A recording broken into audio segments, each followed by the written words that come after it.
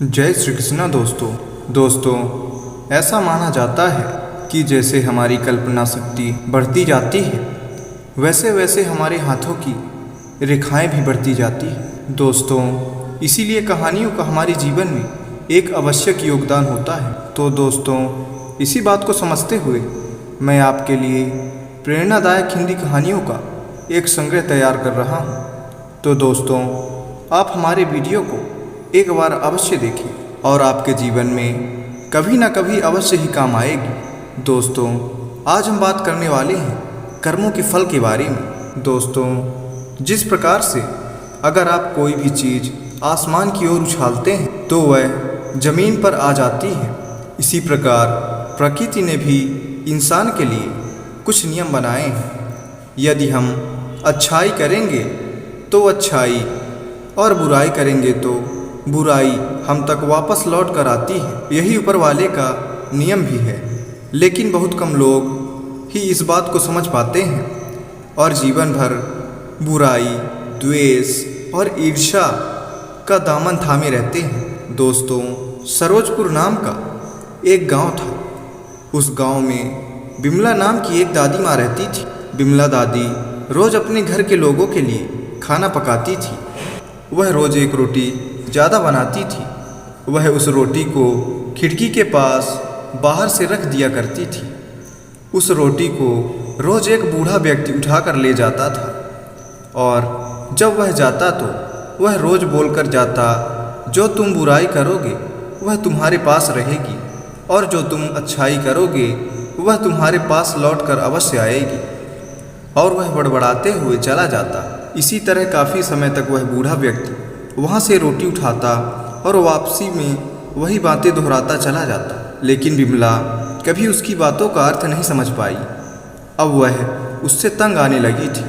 वह सोचती, बजाय दुआ देने के वह बूढ़ा व्यक्ति उल्टा पुल्टा बोलकर चला जाता है। एक दिन क्रोध में आकर बिमला ने उस बूढ़े व्यक्ति से निजात पाने के लिए सोची। अब उसने उस दिन उस रोटी में जहर मिला दिया और वहीं खिड़की के ऊपर रखने जा ही रही थी। तभी उसके अंतर मन से आवाज़ आई कि बिमला तू यह क्या कर रही है। अपने अंदर से आई उस अच्छाई की बात से बिमला के हाथ कांपने लगे और उसने जल्दी से उस रोटी को चूल्हे में जला दिया और सोचने लगी, हे ईश्वर, इतने दिनों से मैं यहाँ एक रोटी रख रही हूँ, लेकिन आज मैं ये क्या करने जा रही थी। फिर उसने एक और रोटी बनाकर वहीं खिड़की में रख दी। कुछ देर बाद वही बूढ़ा व्यक्ति आया और रोटी लेकर रोज की तरह अपनी बातें दोहरा कर चला गया। बिमला जब भी उस खिड़की पर रोटी रखती तो वह रोज अपने बेटे की सलामती की दुआ मांगती, जो बहुत दिनों से अपने घर से दूर रह रहा था।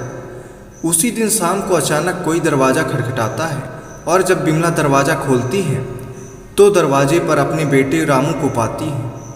लेकिन रामू की हालत काफ़ी ख़राब दिख रही थी। वह काफ़ी कमज़ोर और भूखा लग रहा था। उसके कपड़े भी काफ़ी फटे हुए थे। फिर वह अपनी माँ को सारी बातें बताते हुए कहता है कि माँ, जब मैं यहाँ आ रहा था कई दिनों से भूखा होने के कारण से मेरी हालत बहुत ख़राब थी। तभी मुझे एक बूढ़े व्यक्ति ने एक रोटी दी और कहा, आज कहीं मुझसे ज़्यादा इस रोटी की ज़रूरत तुम्हें है। और बड़बड़ाने लगा, जो तुम बुराई करोगे वह तुम्हारे पास रहेगी और जो तुम अच्छाई करोगे वह तुम्हारे पास लौट कर अवश्य आएगी। बिमला को समझने में देरी नहीं लगी कि वह बूढ़ा व्यक्ति कौन था और उसे एक जोर का झटका लगा और वह सर पकड़कर नीचे बैठ गई। सुबह वाली बात को याद करने लगी कि कैसे उसने रोटी में जहर मिलाया था।